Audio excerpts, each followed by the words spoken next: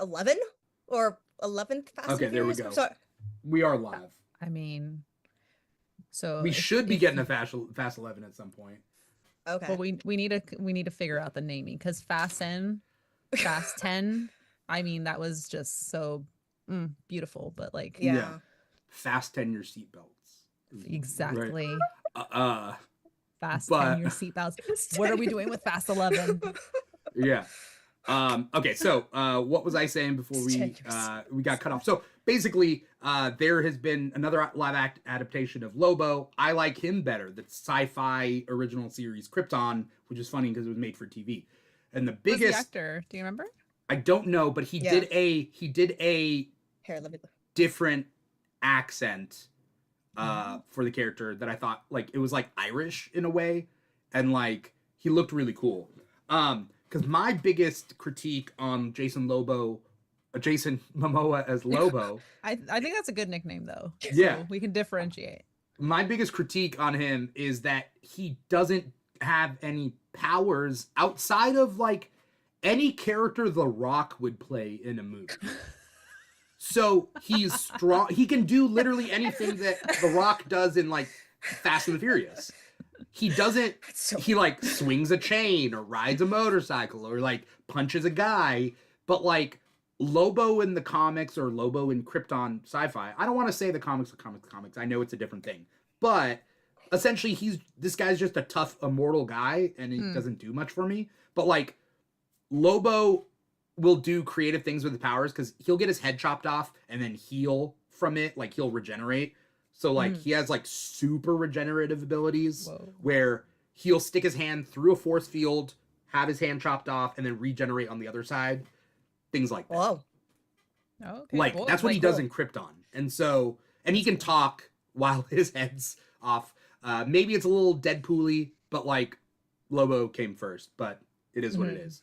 So the actor is Emmett Scanlon. He's an Irish actor in the So he Krypton was Irish. Okay, yeah. series. That's cool. I would recommend, there's a YouTube clip thing of just his moments in the show, and they're really good. So for me, Lobo wasn't, like, I would love to see more of Jason Momoa as Lobo. Great, do some more stuff. But it's also, in a perfect world, I was trying to think of, like, what else could have, with the point that the director and the writer and the producers and everything wanted for the Supergirl movie, were there different decisions that could have been made? I want to support that because I'm not, like, I have to think like that. They could have put Starfire in as Lobo's character, what he places, but she's not a bounty hunter. Starfire in the comics is an ex-slave. Like, she was Princess of Tamaran. She was given to slaver aliens, and they took her, experimented on her, gave her these powers alongside her sister, I think, Blackfire, and then she broke from slavery. And I feel like that would have fit with the themes of the movie, is if all these different slavers from different planets are coming to Bilky, who is the named after the artist who did Woman of Tomorrow. Her name's Bilky. Yeah. Starfire could have done that, broken out, done very similar things, and been a brand name DC character, even more so than Lobo, to bring in fans of all types. So more women. More women, more recognizability. But also, it's more women, so we can't have more women. So according there's to a limit. Yeah. Would people have complained about Starfire though? I think that, I mean, well, that gets to one of my biggest issues. If we want to pivot a little, I mean, we can still talk about things we liked, but like my issue with Krem, beyond him being kind of forgettable, which I think it's okay. You're not always going to get like Michael B. Jordan, Black Panther levels of villain in your movie. Yeah. That's fine. But like, I would like in the writing for whatever obstacle he represents to kind of underscore the emotional character development that we're seeing happen on the inside for Supergirl. And I don't really feel like whatever this conflict was between, her and Krem, I understand. And that's where I was like, when I was watching the movie, in the first 10 minutes, we see the Ruthie backstory of her family being murdered. I was like, curious. I'm learning more about this Ruthie character before I really met Supergirl. And that was already like a red flag for me. I was like, okay, are they kind of like, they don't want to give me too much Supergirl. They're going to try to like shoehorn in a secondary story, but I know it's based on the comics. Anyway, I'm traveling, but to that point, I feel like he was more consequential for Ruthie's development and her own story, and it didn't tell me as much about Supergirl. You know, I like, I understand like she's trying to save Crypto and what he means to her, and it means, and he represents everything she lost on Krypton, but I didn't feel like what he stood for really tied into who she was beyond being a very, I don't know what it is about stories about women being superheroes who have to free like young girls from trafficking rings being a trend. Yeah. And like that being the thing. And it's like, it's kind of like a circumventional way of trying to promote like girl power and standing up for others without really addressing it. And so I don't know, it just didn't all land for me. And I think it could have. And I think that's why I'm just like a little flustered about it. Yeah. You bring up a lot of good points. For that specifically, I think they could have done a better job with this, but this is what I gathered from it. I'm gathering it now, but they could have done a way better job with it. The way I see it is Ruthie's family all died at Krem's hand. Supergirl's family all died with no one physical to blame.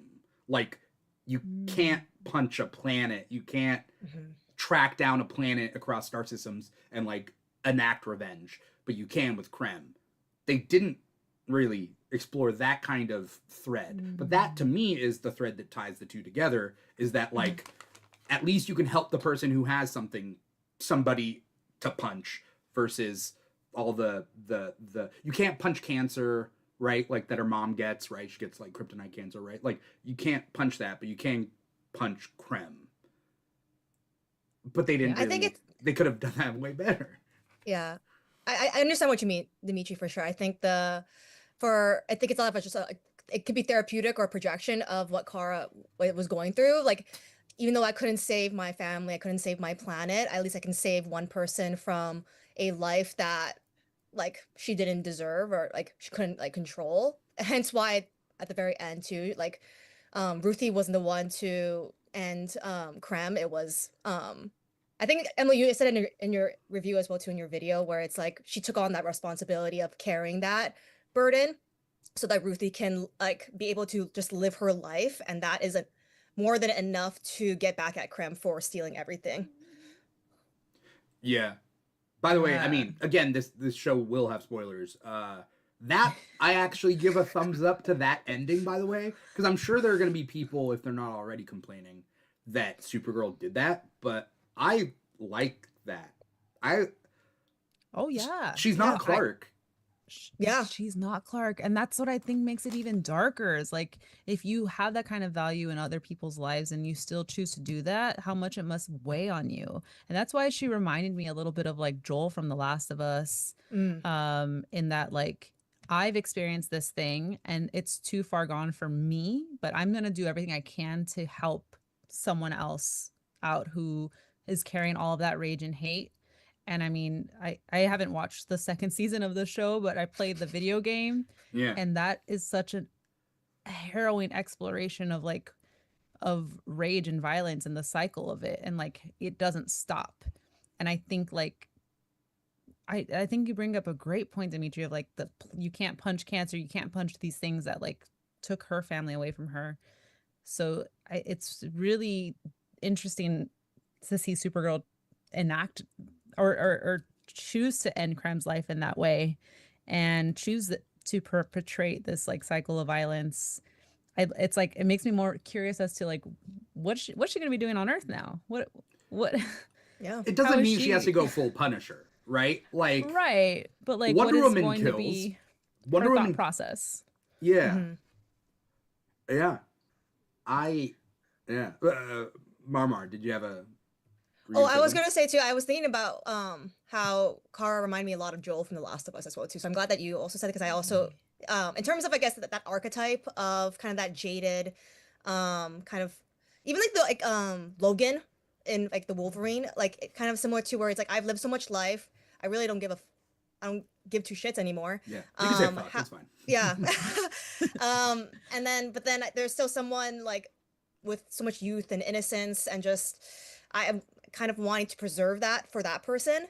So I'm going to put my body and my like just psychology of everything like through the ringer in order to protect someone as well. So I get it. Yeah. So I like that. I saw those connections or similarities too. Mm-hmm. I would also like the idea that Kara isn't weighed down by killing Krem, because as I was watching the end of the movie, I thought to myself, I don't know whether I would leave him alive. Like I don't know whether I buy the idea of just walk away, just because it was kind of leading you towards that. Like, we're just gonna walk away. We beat the bad guy and we're just walking away. But it's like, this guy runs a slave trade, an intergalactic slave trade. He's not above killing children. Yeah, he killed that family. The family. That was so dark. I didn't expect that. I wasn't expecting that either.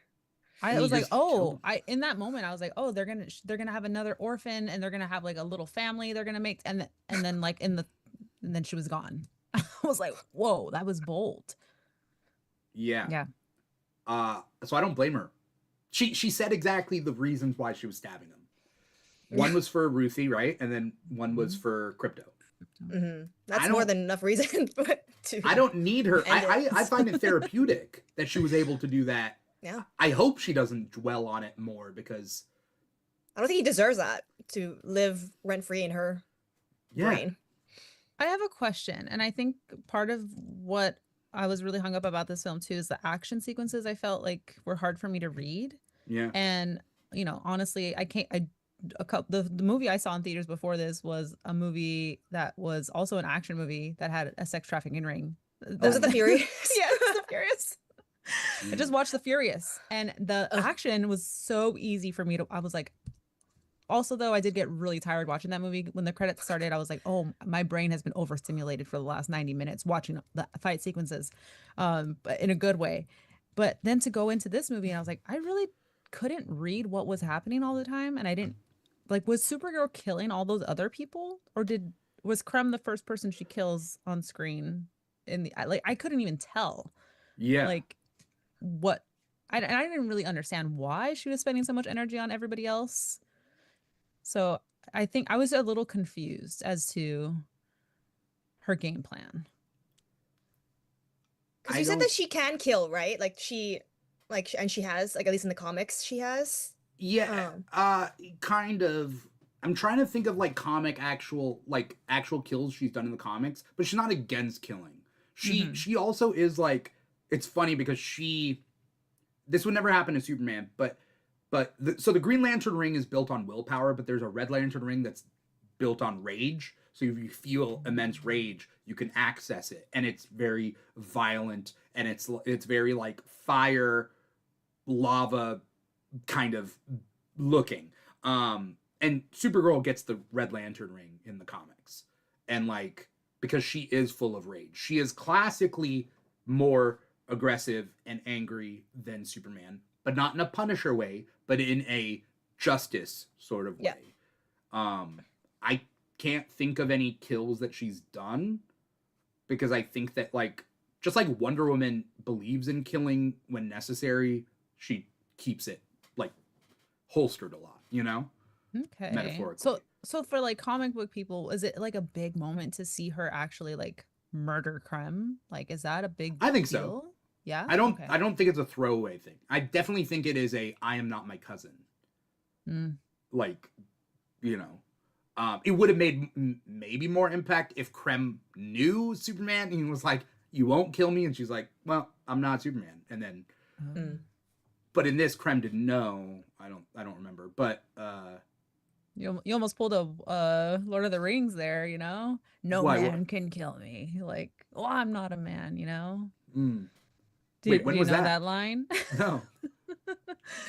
I forget which movie. I'm sorry, I've only seen Lord of the Rings once, like the Yeah, entire same here. trilogy. I've only Yeah. seen it once, and I saw it like a couple years ago, and it was Okay. amazing. It was better. I was like, why haven't I been watching this like every year since I've been It's alive? because it starts off really slow, Oh, like I with Fellowship of love the it. I Rings. love it It's so so much. slow in But the beginning. But there's yes, a I'm with you. there's a moment with the one of the I'm so sorry. Any Lord of the Rings fans, please. I'm so sorry. There's a moment where like the a bad guy is Yeah. saying no man can kill me, and then I said the words of like, well, she's no man, and then that's exactly what the character says, Mm. and it's a woman, and she kills him, and I'm like, yeah. And so what you're saying right now about like if they could have kind of made that distinction between her and Superman a little bit more clear, like, oh, I know that Mm-hmm. I know your cousin and he would never kill anybody or somebody like something like that. Yeah. That would have helped me realize, oh, this is a bigger moment. I mean, it already is a big moment in the movie, but it would have Yeah. just, helped a casual comic fan out. I'm trying to look up like the cast and crew of this movie and trying to, because I have some thoughts about certain things. But yeah, I don't know. It was a big moment, so I was like, I'm all for it, but I don't know if other people are gonna hate on it or not. I mean, to Emily's point about, I think, differentiating between Superman and Supergirl, I think that's another, going back to my previous, like, points about, like, Lobo in terms of just the male character presence of Supergirl. There was also a lot of Superman in this movie as well, too. And in the beginning, it was like, okay, it makes sense. Like, I mean, she has that connection, obviously, like, familiar, like, in terms of a family connection, but also, like, there's like those comparisons between Supergirl and Superman because they have the same kind of powers because they're both from the same planet. Yeah. But even towards then, like it was like it almost also felt like, okay, we're just bringing back David Cornsweet Superman just to like kind of show like audiences, hey, like remember, like, so this is still DCU. Remember how you like Superman? He's here again. Like it felt like a glorified cameo again, like to a certain extent.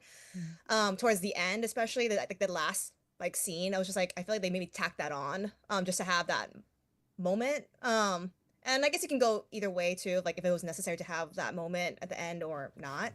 But I also felt like similar, not to like the extent of Lobo's presence, but like it seemed like they were kind of trying to milk Superman's like presence to again kind of make that connected universe, so to speak. So Yeah.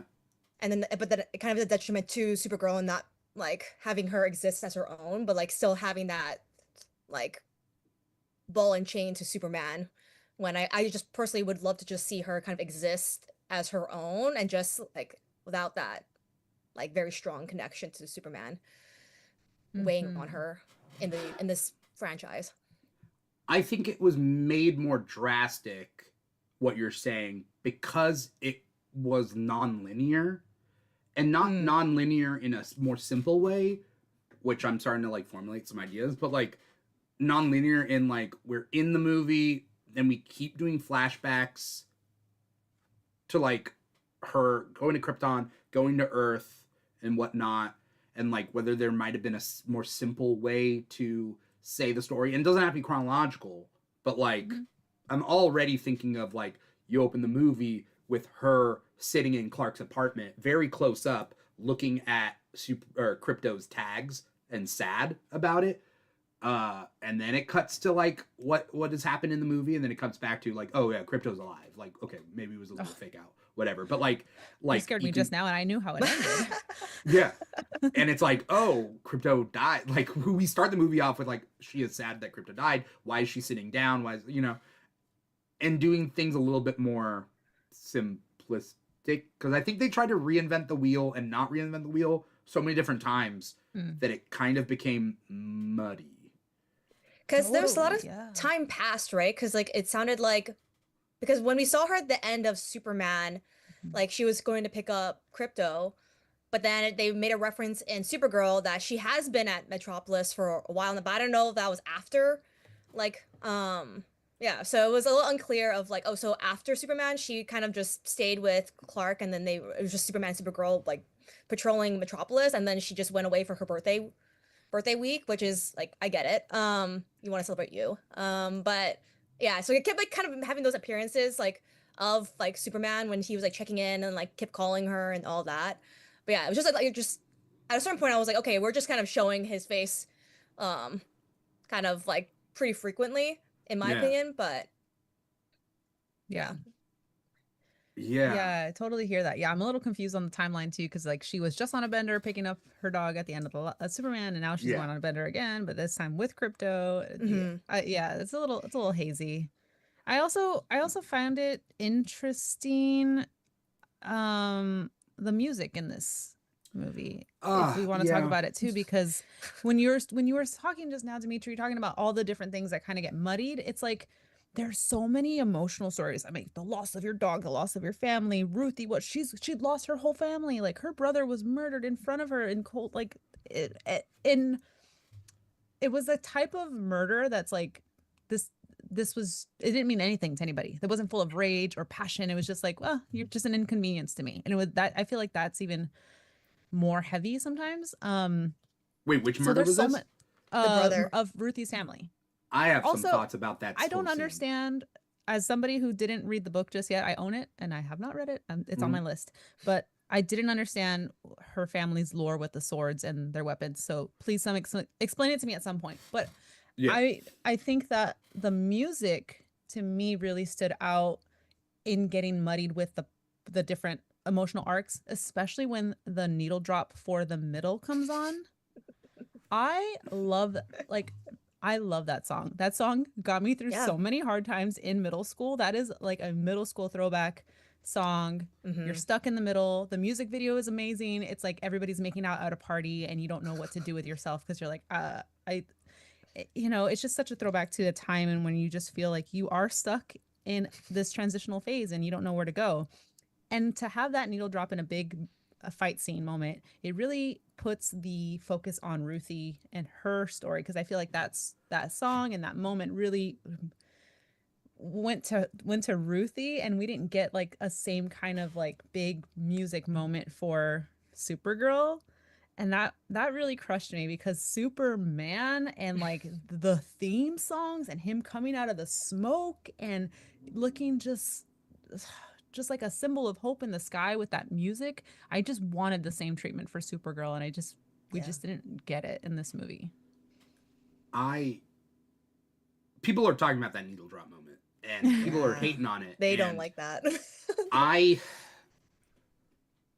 The problem as a man that has critiques of this movie is that I do not want to be lumped in with people who have, in my opinion, baseless, misogynistic takes on these type of things.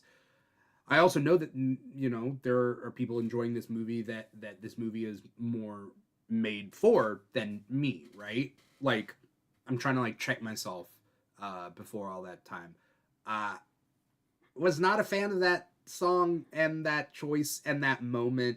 And when I think of, I know that James Gunn was just producing this, but when I think of, but there was a lot of aesthetic stuff that is kind of like, very aesthetically similar to Guardians. James Gunn has always surprised me with his musical choices to like, it's not always the most obvious, but for some reason it works. And you're just like, what? Yep. Like, and for this, I'm like, this was one step above, like, if they did like a slow cover of Girls Just Want to Have Fun, like it's a step above it. Like, this is I think there could have been a better song for that same thing and just overlay a better song. Like, everything could have stayed the same. Just a better song. I mean, yeah, to that point, like, again, James Gunn was just at a producer capacity, but you mean to tell me that James Gunn saw that and was like, yeah, let's go with that one? Like, I feel, I again, like, given his track record, I don't know if he, like, I'm shocked that if he did greenlight that, then I'm like, okay, like, cool. Odd, but okay. Yeah. I definitely want to watch the movie again just to kind of see like how those music moments land. But I know I was a little confused as to her distaste, like this I guess juxtaposition between her distaste for Earth, not knowing English, but like still loving Earth songs. And like, I didn't get that. And in my head canon, I was like, oh, maybe she learned how to speak English from listening to music. And like, that's her attachment to it. But I don't know, like it just felt like we were maybe like the Star Lord of it all. Like he's more of the music guy who has that attachment to music, or I don't know. I felt like it was like, to your point, I feel like they were trying to fit some James Gunn-esque things into this that didn't really like lead anywhere. At least not for me. I don't know. I just didn't really understand Yeah. her personal connection to the music she was choosing. Like I mean, maybe this is just a one-off comment from me. I don't have to go too much into this, but James Gunn was producing, and I feel like other people who had the reins of this movie, he gave them freedom to like do what they wanted. So maybe there could be a non-zero chance that James Gunn was like, look, you get like it's your movie, so you get control over the song choices. Who would I be to come in and change the song choices, even though I'm known as the song man? I shouldn't be, right? Like, which I get that, but also maybe that was for the worse. I don't know. The aesthetic was a big issue for me because people have pointed out that like Krem in the comic is very handsome and whatnot, and like maybe is it better that you have this sort of like trustable face, maybe? Because like from the get-go you look at Krem and you're like, I would not let that guy babysit my kids, like, right? Like why would we trust him with anything, right? But on the flip side, if you take Krem from the comics, then maybe you have a more dashing man that is a twisted son of a bitch, right? Like that it's a horrible asshole of a person. You don't have to put all that mechanics on him, which a little bit is kind of like Ravager-esque from Guardians of the Galaxy. Maybe an aesthetic change. I'm not the director, not the producer, but seeing these science fiction worlds from a more fantasy sort of perspective, because the comic was a little bit more fantasy based on how they go through things. Maybe you do a juxtaposition of fantasy meets hardcore machinery and whatnot, and like kind of like work from there. I don't know. I think to myself like where it could have gone a little bit better. And then a big problem, I've been thinking about this since I literally saw it. Like after the scene was over, I was like, they need to have made this better. The scene where Ruthie's family dies. And I get it up until the point, like, so the family makes the swords. The swords are like the best in the galaxy. Obviously, these slavers want the swords. They weren't originally going to kill the family. But the brother is listening to, it was weird. The brother was listening to the music, didn't know what was going on. He sees just a glimmer of Ruthie just hanging out in the sliver of the door. He jumps out and says, "Boo," which I thought was just really weird. But the goal of the scene is to kill this brother. But boo, back turned towards Ruthie. Krem throws a thing to kill him. You don't see the impact of the axe. You don't see anything. It's very obscured. He dies pretty quick. The mother's like, ah, and then like now everybody's killing everybody, and so everybody is dead. It could have been edited so much better. I've been going over it in like my editing brain, and like I was trying to figure out, this could have been more clear, less like weird and cheesy, like kind of way. Boo, and I don't know. That has been weighing on me since I saw this movie. I mean, I feel like similar to the guy. I don't know if you saw Disclosure Day, but like the bad guys in that movie are a little cartoonish. Like they they just keep easily getting fooled. But I really appreciated that in that movie because I feel like it's speaking to Spielberg and how he views like people in those roles. Maybe there's a commentary there. But in this case, I just feel like maybe you could make a case that they're like trigger happy, like idiotic soldiers. And they don't have that capacity that like Supergirl has to really understand the gravity of her decisions. But I think that's me reaching really hard to try to make that work.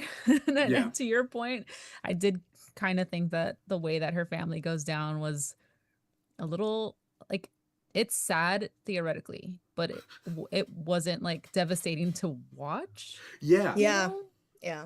It should have been devastating, but it was one of those where it's like, oh, like we're just still going, and then you're like, like I should be like just feeling so like just so much sorrow for this girl who just lost her family, and yet somehow there was no soul in what just happened, because I was just like, oh, okay, and then we just move on to the next thing, and then she, yeah, does that, but then yeah, they wanted to think to have that kind of dramatic effect just to prove how like evil Krem was, but then the execution just felt flat because it was just like, okay, like yeah, he's clearly he's your villain, but then Yeah. yeah, there was no kind of like nothing else outside of just him like willy-nilly killing like families, young girls and all that. So I Yeah. was like, I know that we have to wrap things up, but there's a good amount of people in our chat right now asking some questions, as well Oh, as yeah. previously they had brought up. So I want to tackle some of yeah. this.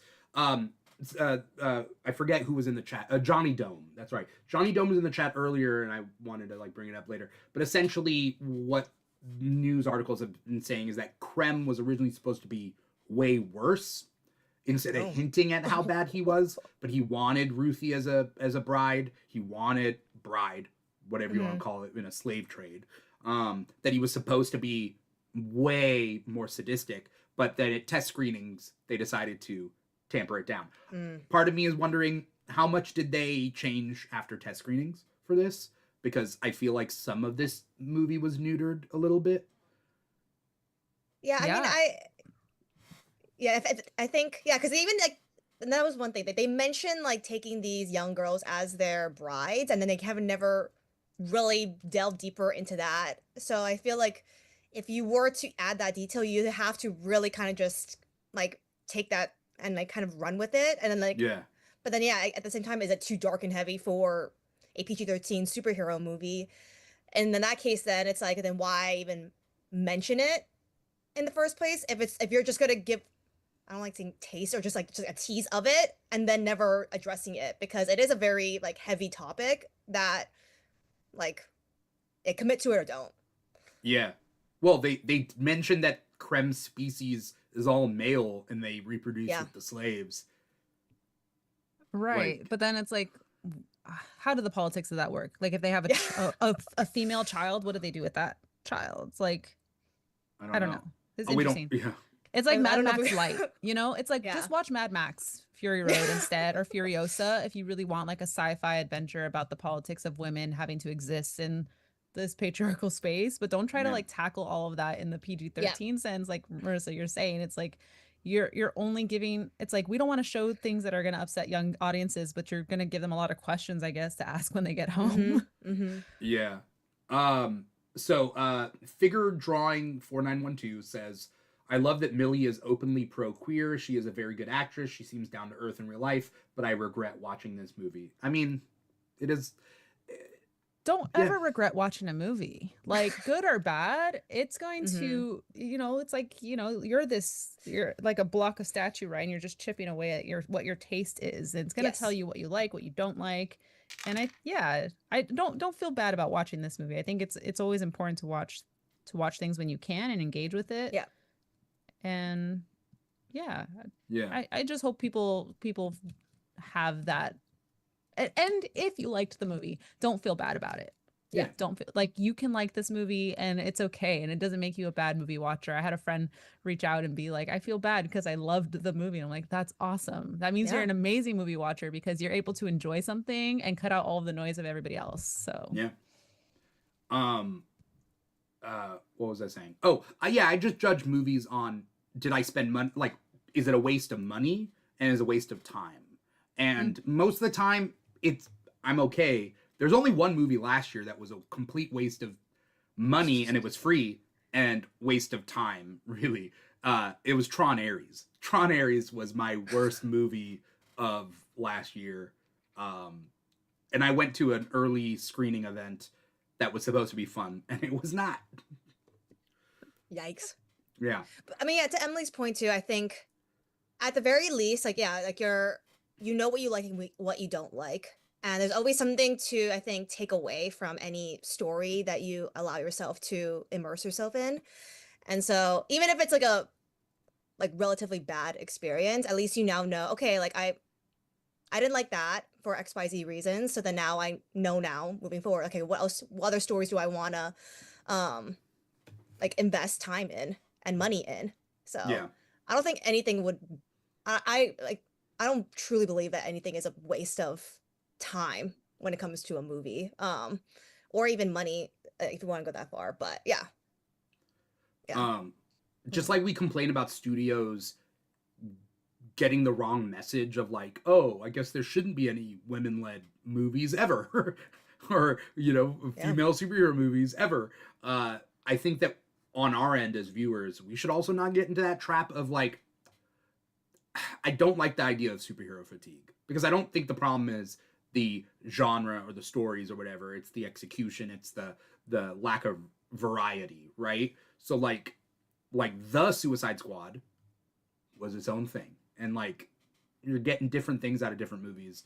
And if you do or do not like Supergirl, like don't let that make you think that all superhero movies are great or all superhero movies aren't great, or there'll never be a good superhero movie again. Like, I like that you say that though, Dimitri. I think that the concept of a superhero fatigue, at the end of the day, there's still movies and there's still stories. They just were centered around superheroes. So it's, at the end of the day, I think people still want to gravitate towards like a story that they can like resonate with.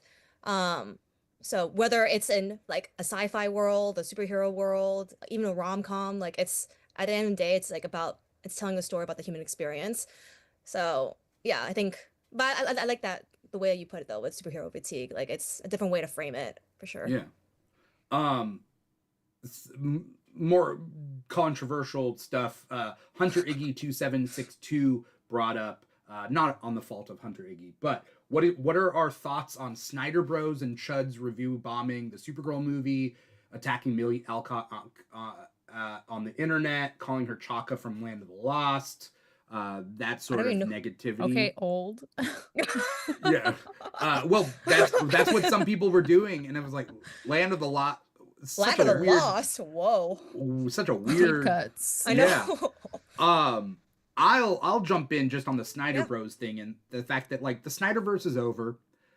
If you like it, you like it, and if you didn't, you didn't, and I didn't for the most part, and there was some things that I liked and some things I didn't, but it's over now, and it is what it is, and like you gotta let it go and kind of move on. And if these movies aren't for you, then you just don't watch them. But understand that not everything is going to be made for you, and not every movie that you like is liked by everybody or disliked and whatnot. Like no, all the population is not sharing the same taste.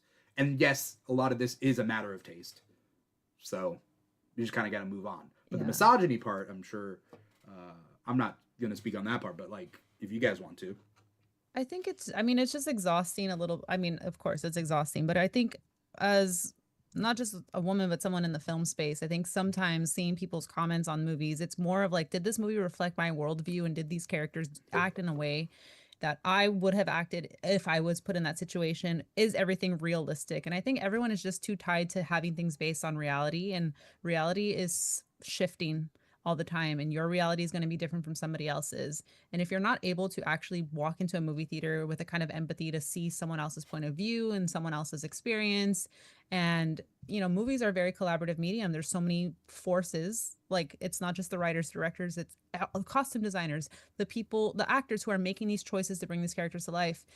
It feels really reductive to just try to put your own worldview on that entirety of that thing and judge it based on that. So I feel like it just makes you a bad movie goer. Like, I honestly don't think anybody who is very restrictive or judgmental of others in that way could be an honest to goodness arbiter of good taste in art. Like, if you are not willing to have that conversation, if you're not willing to be open to it, then like you're always going to have a bad time. And we see that even when video games are announced, and there's like, oh, it's a female lead, and they're like, oh, they're destroying it, oh, it's woke, oh, it's this and that. It's like, how, even if it, and I'm of course referring to is it God of War? Yeah. I mean, it's every video game. It's everything. It's every video game. Yes, every video game. And it's like, if your first instinct is to already like cut yourself out of that experience because it's different from yourself, imagine everybody else who doesn't fit that status quo of straight white man, and how that is the you know, the baseline of what we're trying to tell these stories from most of the time. It's like the onus is on everybody else to have empathy, to fit into those characters, to see ourselves in Captain America, in Spider-Man, but like you can't do the same for a movie or two. Like I just don't understand why people feel so threatened when there's a new perspective available to them. And yeah, that's all I'll say. Yeah. I'm just gonna chime in quick about just, it'd be one thing if people were logically consistent, but they're not. Like the idea that like there shouldn't be any French movies because I do not speak French, so French cinema just shouldn't exist. Like, let's apply this to everything. Everything that is not me and my lived experience, everything else just shouldn't exist or shouldn't be pushed towards me. And it's weird. I don't know. Sorry. Marissa, you were going to say something. Yeah, I mean, I think two things. One, to the Snyder Bros. There were moments in the fight scenes towards like the third act that were very Snyder, like in terms of like slow motion. And I kept thinking to myself, like, this is very Snyder. I wonder what they are gonna like. Are they gonna like that? Like, you know, it's interesting that like kind of lend itself to kind of like remind me of that. So there was that. But the second thing would be, yeah, if to you guys' point, like if like especially me and Emily, like if we just like watch things that only like we could specifically resonate with because of who we are, we wouldn't watch anything.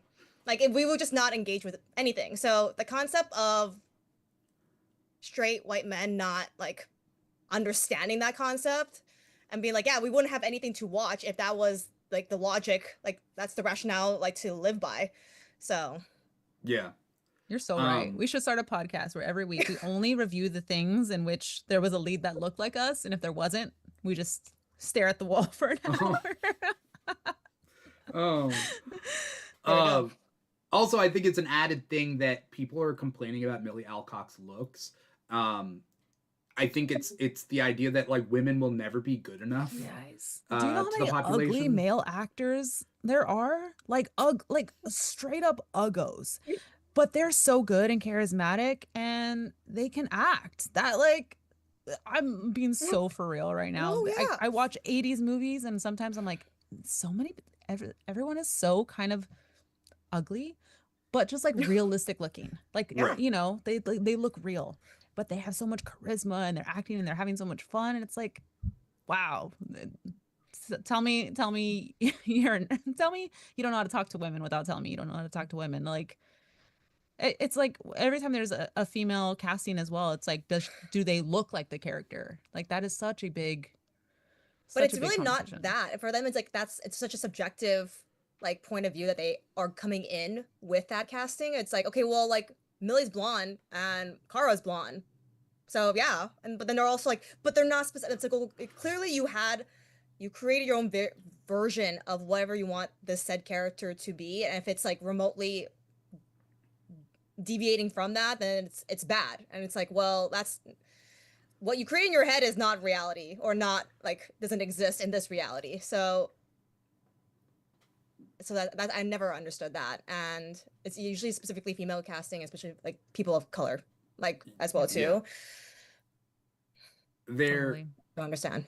There's so many layers going on here: the misogyny of it all, the inconsistency in people's logic, and then there's also fans that just want their idea of an adaptation that they have in their head to be to be adapted, but it's like they're not the writers or producer or directors, and like, they're also not the only audience member, right? Like, so what you want out of a Supergirl movie is going to differ.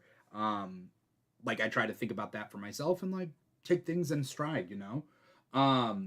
Figure Drawing 4912 is writing up a storm here, so sorry if I can't get to everything. But and then last I think is on here. Nashawn Blaine says, I've never seen a Kryptonian poisoned / drugged as much as they had Kara through this movie. Yeah. That's also my big gripe is the way kryptonite works versus red sun, yellow sun, green sun now, which that's a new concept. Because green sun being the same as kryptonite is a weird concept to me. Does that just mean green light in general. Green solar energy and kryptonite are two different things. So what? I'm confused about that. I also think it's really interesting how much they nerfed her throughout the movie. Like either she was drunk, belligerent, or like poisoned. She was poisoned a lot in this movie. Like they just didn't let her have her full extent of her powers. But I also kind of, in some weird way, I like how they leaned a little bit into like not sexualizing her. Like there's that, you know, because she's in baggy clothes, she's sitting on the toilet, she's throwing up a lot in this movie, and I'm like, you know what, hell yeah, she's on a bender, like it makes sense, she's gonna be near toilets, she's gonna be, you know, bopping around, but like relatable. Yes, but like she was nerfed a lot in this movie. What, I mean, did that affect Continuously. you, Marissa, like watching it? No, and then going back to the original point of just male characters having to be, I think the fact that you have to nerf her in order for Lobo to kind of come in and help her with everyone else, like it was just like, okay, I see what you're doing here. And I know for a fact from like so many people, I've seen a lot of videos about just like kind of Supergirl's powers. Like I'm like, this doesn't feel like, again, like in terms of source material or lore, like I feel like she could have, I think she is as strong. She should be as strong as what people are saying she is. But I mean, it doesn't mean that like she can't have adversity or like have like be challenged by people that she's fighting. But again, it feels like there's a specific agenda with telling this story and needing specific help from certain characters in order to accomplish that. Yeah. Totally. Yeah. Like they nerfed Lobo too. Witch. Scarlet Witch too. Yeah. Yeah. What would you Scarlet say, Dimitri? Witch. Oh, they nerfed. I mean, my previous comment that they nerfed Lobo too because he was just the Rock. Like he didn't have any powers really, in this movie. He's just immortal. They put him in a exactly, and like durable and immortal and I guess strong, but like they put him in a cage and like you can't put Lobo in a cage. Nobody puts Lobo in the corner. Lobo in a cage. Also, I just didn't like Crypto got taken off the board so early. I like Crypto, and I just didn't think he was adorable in this like he was in Superman. Like as a Crypto fan, I just would have liked more Crypto. The marketing was misled there. Yeah, I was like, oh wow, we're gonna see more Crypto, and then no, she's just like. I mean, he got a KFC figurine. So I just have to go to KFC now.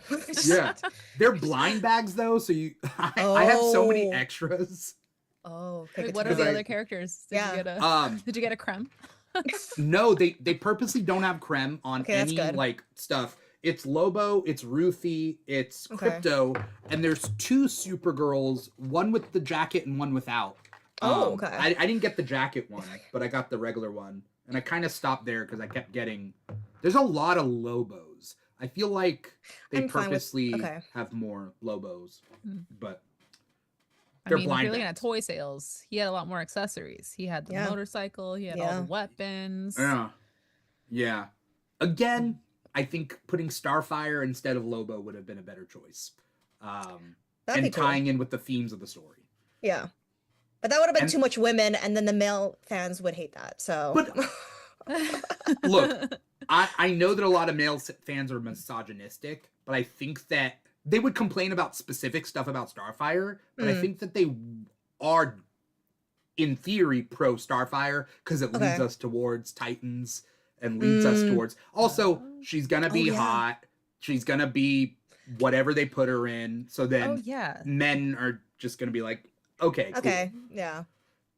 Isn't there going to be there's a Teen Titans movie, right? That's supposed to be the DC? They're working on it. See, that could have helped. Yeah. Exactly. Right. There we go. Okay. So coming around to that idea.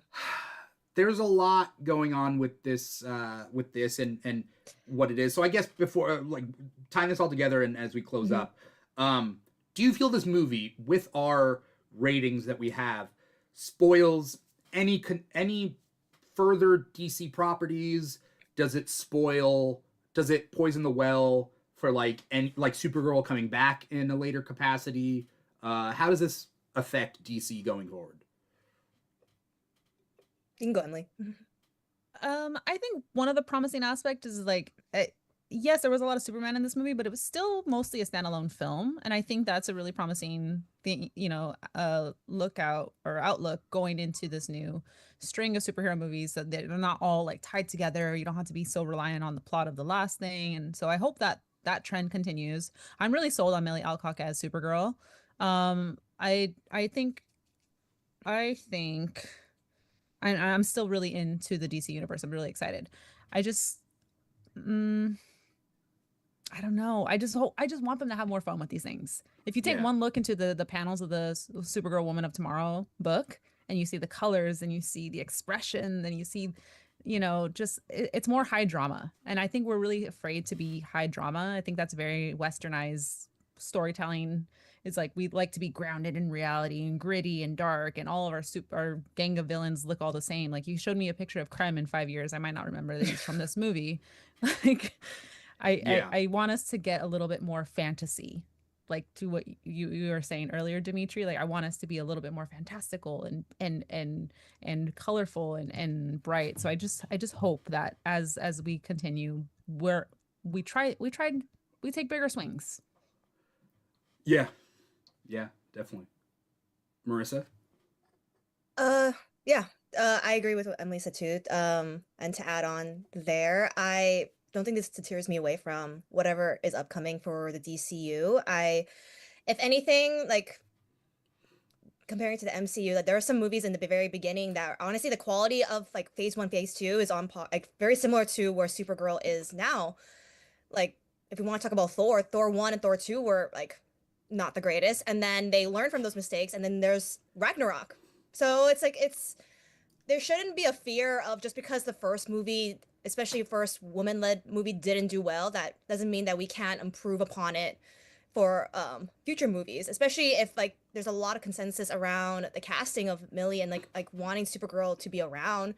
I do think that there are so many like of these superhero movies where there's a sequel and it's better than the first movie, like Captain America, like this Winter Soldier is still something that like no one talks about the first Avenger.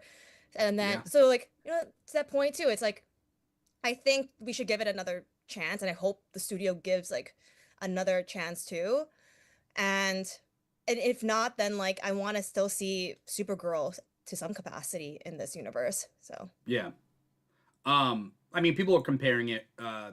Iron Man 1 came out, and then Incredible Hulk came out, and like Incredible Hulk didn't resonate with a lot of people. So there's that idea of like phase one Marvel is a little rocky, even though Iron Man 1 started off really good. yeah, It's a little bit rocky after that point. And then the previous DC universe was Man of Steel, then Batman, Superman, Dawn of Justice, Batman v Superman, Dawn of Justice, and then Suicide Squad, and then Justice League, right? Like, I think because Aquaman, I think, takes place after. So the point being is like they were kind of on a worse track record here.